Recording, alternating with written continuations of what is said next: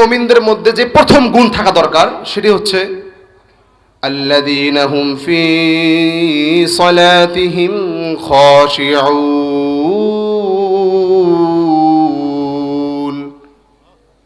প্রথম নাম্বার গুণ হচ্ছে তারা নামাজের মধ্যে অত্যন্ত বিনয়ী হবে, তারা নামাজের মধ্যে অত্যন্ত নম্রতা অবলম্বন করবে।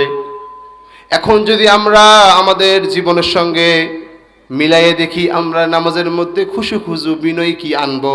আমরা নামাজে পড়ি না, ঠিক কিনা? নামাজ পড়ি, আমরা পড়ি। ফজর চলে যায়, জোহর চলে যায়, আসর চলে যায়, মাগরিব চলে যায়, ইশারের ওয়াক্তও চলে যায়, আমরা মসজিদে যেতে পারি না। তাহলে বোঝা গেল আমরা নামাজের মধ্যে খুশু খুজু কি নিয়ে আসবো? আমরা তো এই মসজিদে যাই না। আল্লাহ রাব্বুল আলামিন সূরা বাকারা 238 নম্বর আয়াতে বলেন, হাফিযু আলাস সালাওয়াতি ওয়াস সালাতিল উসতা ওয়া কুমু লিল্লাহি কানিতিন।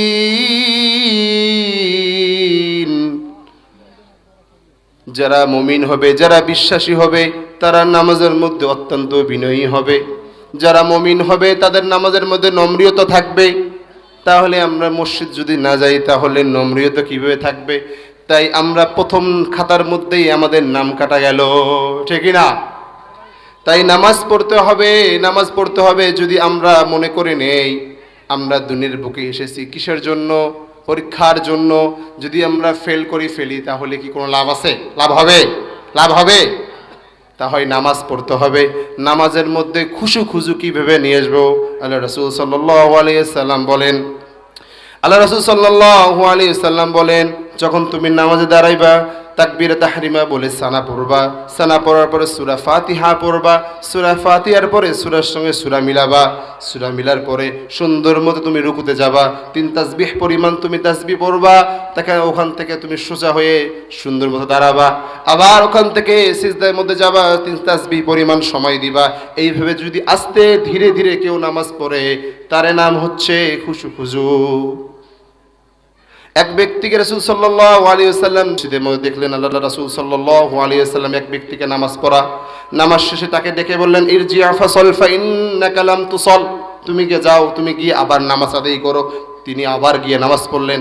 নামাজ শেষ করার পরে আল্লাহ রাসূল সাল্লাল্লাহু আলাইহি ওয়াসাল্লাম আবার ডেকে বললেন, ইরজিআ ফাসাল ফা ইন্নাকা লাম তুসাল। তুমি যাও, তুমি যা আবার নামাজ আদায় করো।